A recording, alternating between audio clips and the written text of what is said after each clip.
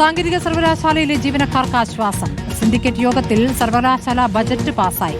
ശമ്പളം ഇന്ന് തന്നെ വിതരണം ചെയ്യും. സിൻഡിക്കേറ്റ് യോഗം പുരോഗമിക്കുകയാണ്. ഗോപാൽ ഷിരാസനൽ വിവരങ്ങളുമായി. ഗോപാൽ ഷിരാസനൽ, ഇപ്പോൾ ശമ്പളം ഇന്ന് തന്നെ വിതരണം ചെയ്യുമെന്നുള്ള കാര്യം അറിയിക്കുകയാണ്. ബജറ്റ് പാസ്സാവുകയും ചെയ്തിരിക്കുന്നു. ആശ്വാസകരമായ തീരുമാനം വരുന്നു. എന്താണ് വിശദാംശങ്ങൾ?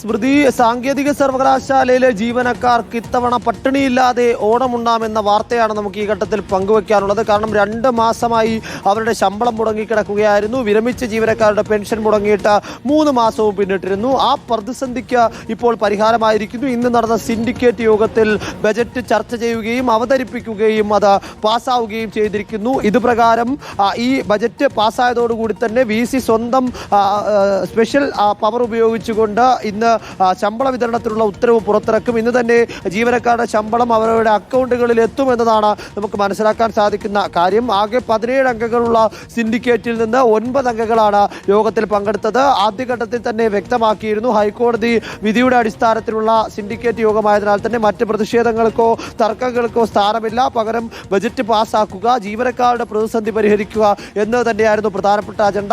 ഈ ബജറ്റ് പാസ്സായതിനു ശേഷം മറ്റ് സുപ്രധാന അജണ്ടകളിലേക്ക്, അതായത് വിദ്യാർത്ഥികളുടെ കോഴ്സുകൾക്ക് അനുമതി നൽകുന്നതുമായും അതിനോടൊപ്പം തന്നെ മറ്റ് പ്രധാനപ്പെട്ട കെട്ടിട നിർമ്മാണവും പ്ലാൻ ഫണ്ടുമായി ബന്ധപ്പെട്ടതടക്കമുള്ള ജീവനക്കാരുടെയും വിദ്യാർത്ഥികളുടെയും അജണ്ടകളിലേക്ക് യോഗം കടന്നിരിക്കുകയാണ്. ഇപ്പോഴും സർവകലാശാല സിൻഡിക്കേറ്റ് യോഗം പുരോഗമിക്കുന്നു.